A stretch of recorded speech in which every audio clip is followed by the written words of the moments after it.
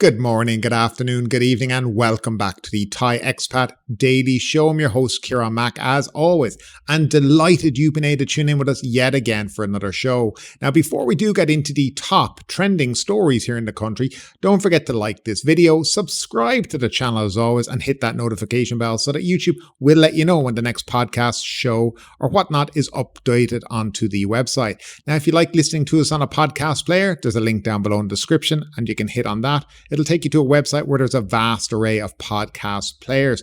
If you also like listening to a short form version of this, you can check us out on TikTok, and there's also a link down below in the description. Now, if you want to support the show, you can do so by buying us a coffee, link down below in the description as well.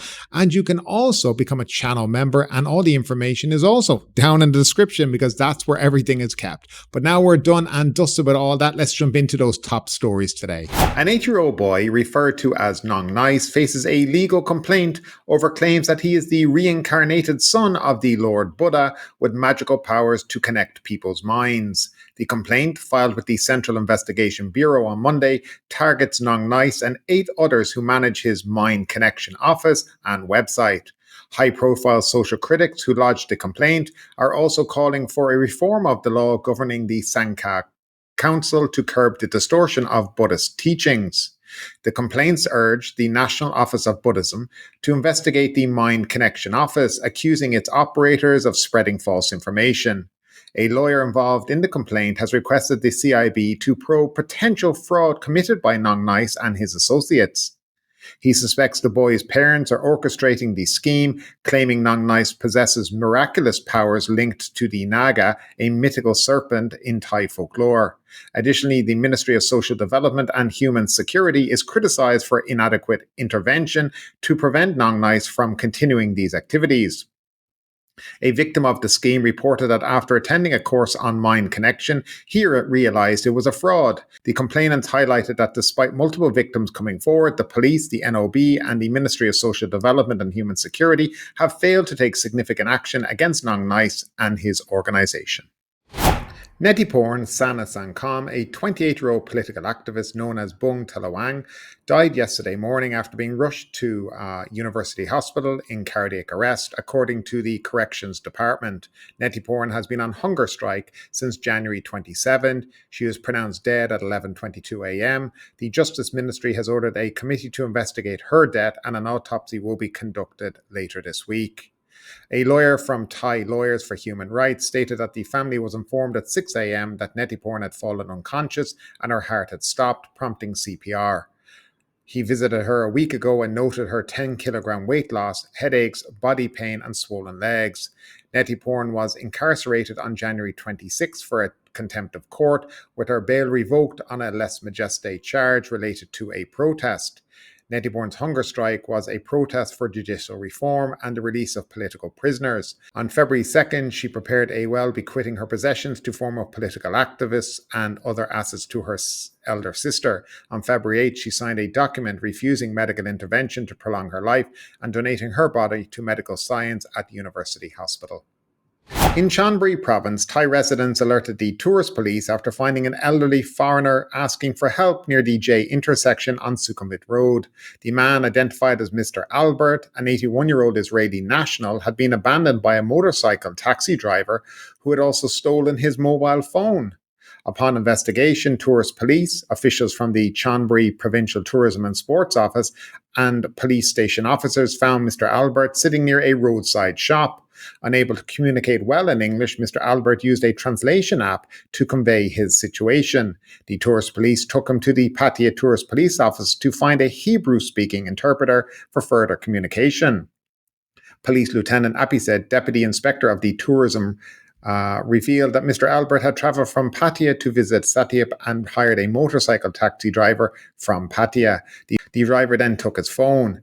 If the investigation confirms the incident, the police will assist Mr. Albert in filing a complaint at the police station to track down the motorcycle taxi driver and pursue legal action. A Japanese visitor's social media post has gone viral after he claimed a tuk-tuk driver in Bangkok demanded a fare of 6,000 baht for a short trip. The tourist reported that he and three friends took the tuk-tuk from Sukhumvit 18 near the BTS station to Silom, a distance of approximately 5 kilometers. The driver initially asked for 1,500 baht per person, totaling 6,000 baht. They eventually paid 2,000 baht for the entire ride. The tourist also mentioned that the driver drove recklessly and threatened them during the fare negotiation. Authorities have yet to comment on the incident. Chiang Mai tourism operators are urging local government intervention to revive the province's iconic Red Cars transport services, as many passengers have switched to the ride-hailing alternatives. An online discussion highlighted concerns about the future of the Red Cars services, with Facebook users noting increased competition and sharing experiences of poor service and overcharging by some drivers. Now, Punlap Seju of the Tourism Council of Chiang Mai acknowledged that Red Car services have been significantly disrupted by the convenience and transparent pricing of ride-hailing services. He explained that drivers sometimes need to raise fares if they cannot guarantee new passengers for the return trip, leading to fare hikes or passenger rejections.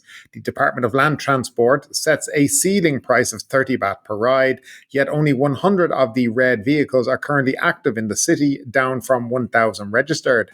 Despite these challenges, Punlap emphasized that the Rat Deng remains a vital part of Chiang Mai's tourism appeal, likening its importance to the tuk-tuks in Bangkok. He called for measures to preserve and support this iconic transport service to maintain its role in attracting foreign tourists. Temples and palaces in Bangkok are seeing a surge in foreign visitors, partly due to the rising popularity of dressing in Thai costumes among Asian tourists. The governor of the Tourism Authority of Thailand noted that the trend has evolved, with men now wearing traditional garments designed for women. A recent viral video clip even showed groups of male travelers in female attire visiting landmarks such as Wat Arun.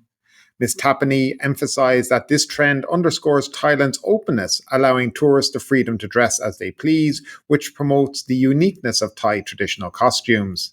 This aligns with the government's strategy to leverage soft power for tourism.